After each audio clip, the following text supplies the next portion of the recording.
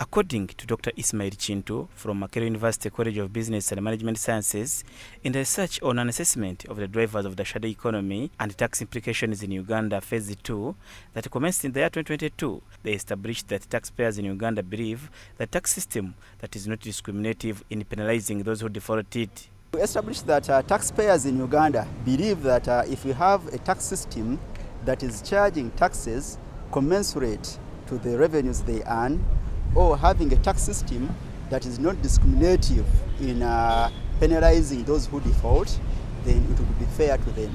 Dr. Chintu adds that fairness in tax system is significantly related to voluntary tax compliance, saying that if the system can allow people to pay taxes they can afford and would be fair to every taxpayer, those who earn high pay higher taxes and those with low income are not taxed at all.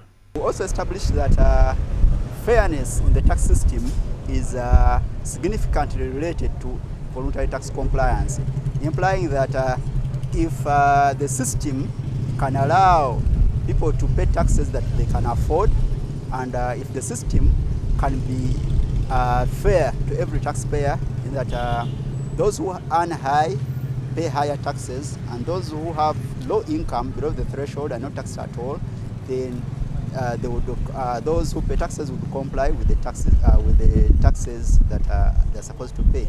He says that the Ministry of Finance should come up with policy gaps that are existing in the informal economy and provide solutions to them, and the Uganda Revenue Authority should look at administrative challenges that are consistently affecting traders in the taxpayers' community and consider addressing them. We had to suggest that there should be outputs of those discussions. So our major outputs, or the outputs we suggest, should be the policy gaps identified each year. So Ministry of Finance should come up with the policy gaps that are existing in the informal economy so that they provide solutions to them.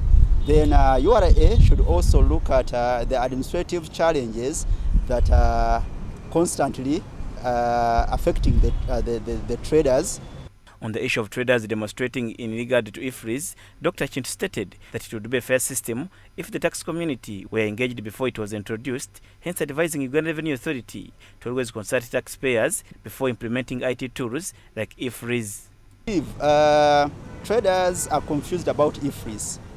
They think that IFRIS is another tax. Yet from URA's explanations, IFRIS is not a tax. It's just a system that is in place to help traders track their inventory and also comply with VAT on time. It would be a fair system if the tax community was engaged first before introducing IFRIS. The research is in the final stage, waiting for presentation in the framework and policy brief. It will then be discussed at ministerial level and once adopted, help in the taxation of the informal economy. Actually, we are at the final stage, and what next is to present the framework in the policy brief, and it is discussed at a ministerial level so that they can put input in it, and then if adopted, maybe it can help taxing the informal economy. Evelyn Nachuo from the Makerere University Research and Innovation Fund says that this research can help in widening the tax base in Uganda, hence a solution to the ongoing issues between traders and Uganda Revenue Authority. I hope that through the findings of this project, where they have been able to develop a framework of how government can increase taxes from the shadow economy.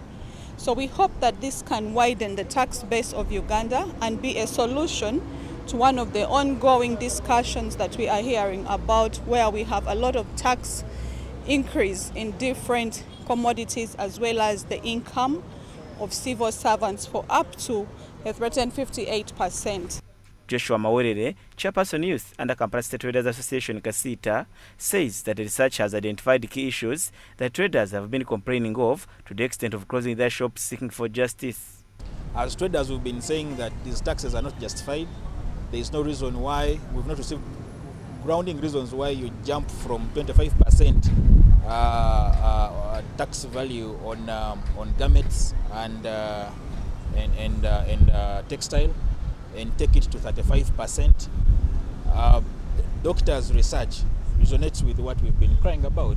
He adds that the way taxes are enforced has been among the concerns affecting the traders, and research indicated it. He therefore noted that the government, through Ministry of Finance, Planning and Economic Development, should adopt to the findings and recommendations of the research. Questioned the tax enforcement system.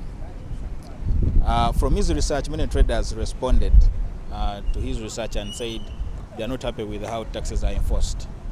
And we complained about this as traders. In Chikubo, you find a militarized Chikubo. Julius Momza, Church of Uganda Family TV, News at 8.